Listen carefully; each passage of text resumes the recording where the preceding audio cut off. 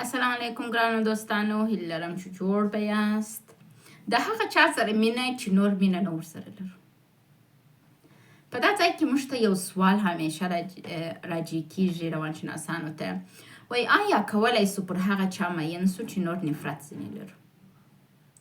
بیا هم زموږ موضوع د اړوند مشترک ژوند شروع سوی دی. مشترک ژوند روان دی. موږ داسې احساس کوو چې نور د مشترک ژوند د ملګري سره نفرت لرم، مینه نه ورسره لرم. څنګه کولی سو داسې یو چا سره مینه وکړو چې دا مینه په نفرت اوښتې ده؟ مخکې دغه سوال جواب چې دی دا د ډیرو احساساتو څخه منځته راځي. وایي دا یو عمیق درد دی چې انسانان یې مطرح کوي چې آیا کولی سم دغه چا سره مینه وکړم چې نور نفرت ځینې لرم؟ د دغه مینې د درد جواب باید ډیر په آرامۍ سره درکول سي. راځو مخکې له دې چې دغه مسایلو ته ولاړ سو او بحث پر وکړو. زه تاسو ته یوه خبره کوم چې بلې وه موږ کولی سو د هغه چا سره مینه وکړو چې په زړه کې مو ډېر نفرت ورته پیدا سوی دی. راځو څنګه؟ وایي امر کول او غندنه روابط خرابوي. که چیرې په روابطو کې همیشه امر کول او غندنه یې دا کار چې خراب کړي، دا کار چې اسکي دغه شان د دې سبب کېږي چې روابط خراب سي.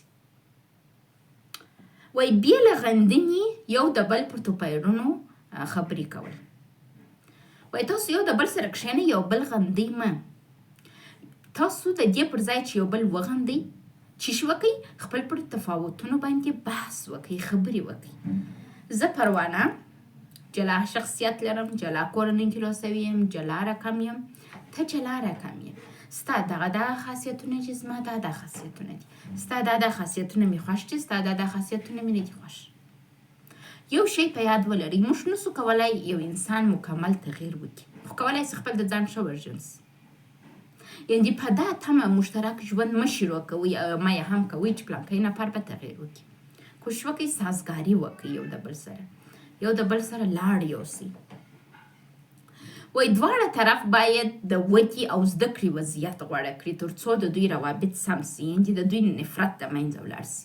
دا د نفرت د منځه تلل، اصلا دا نفرت د کوم ځای څخه راځي؟ نفرت د مینې څخه راځي، د توقع څخه راځي، د احساس څخه راځي. یو نفر ډیر عمر یو شی غواړي، بل نفر یې نه ورکوي.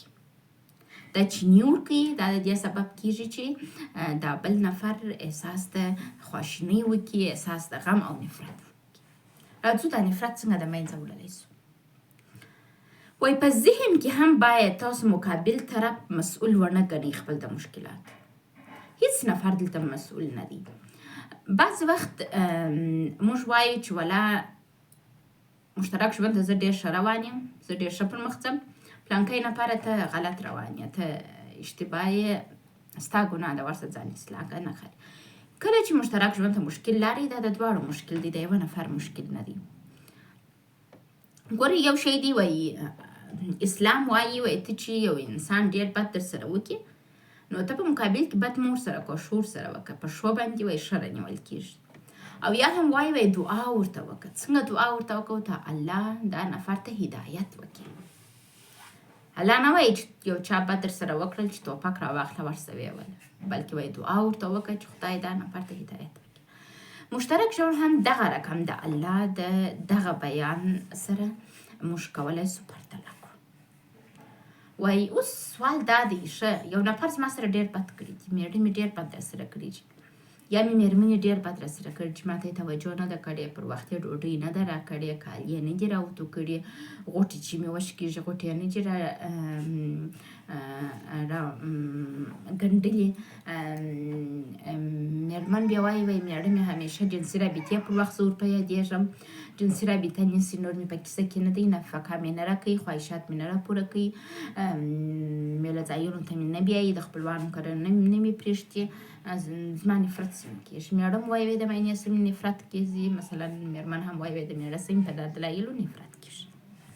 اوس راځو دا څنګه سمولی سو؟ حل لارې څه ده د دومره ګیلو، نفرتونو او شکایتونو؟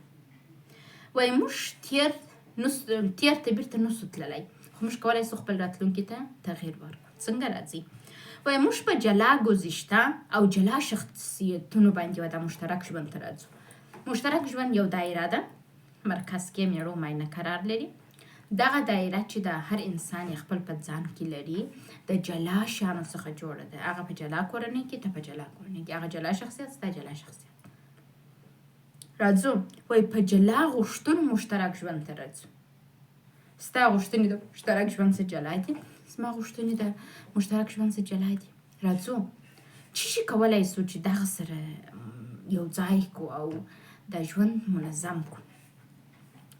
وایي ضروري نه ده پر هر شي توافق ولرو. موږ میړه او ماینه موږ باید چې شو وکړو، وایي د دې پر ځای چې پر هر شي باندې توافق ولري، وایي تاسو باید داسې لار پیدا کړئ چې توپیرونه خپل او د میړه او د ماینې تر مابین چې د توپیرونه یا فرقونه دي دا مدیریت کړئ تر څو د جدایي سبب نه ونیسي. عموما نفرت کم وخت راځي کله چې تاسو توپیرونه نسئ مدیریت کولی. زه پروانه یم، سهار وختي نسم راکښېنستلی چې میړه ته چای او دم کړم. عموما دا زما د ژوند یو حقیقي مشکل و. زما میړه دا تمه لري چې زه سهار وختي راکښېنم، هغه ته چای ور دم کړم، هغه په ډېر ښه توګه رخصت کړم. زه دا کار نسم کولی. د هغه په زړه کې ماته څه شي پیدا کېږي؟ عقده. زه پروانه زیایي غواړم میړه مې ډېرې خبرې راسره وکړي، توجه راته وکړي، مینه راکړي. هغه یې نه راکړي. په مقابل کې هر وخت جنسي رابطه غواړي. زه احساس کوم چې دی د جنسي رابطې پر وخت یوازې ماته رانږدې کېږي. دا شیان د دې سبب کېږي چې ستاسو روابط خراب شي. توپیرونه ونه منئ. توپیرونه باید موږ ومنو. نارینه ډېر به جنسي رابطې ته ضرورت لري، ښځه به عاطفې ته ضرورت لري. په دې باید پوه یو. بل وایي د ډېرو طلاقونو علت د مینې د ټانکۍ خالي والی دی. عموما نفرت ولې منځته راځي چې یو نفر توقع د مینې لري او بل نفر مینه نه ورکوي. دا د دې سبب کېږي چې توپیرونه راسي او طلاقونه منځته راسي. دا زموږ د مینې ټانکۍ باید ډکه وي تر څو موږ وکولی سو په اسوده توګه ژوند ولرو.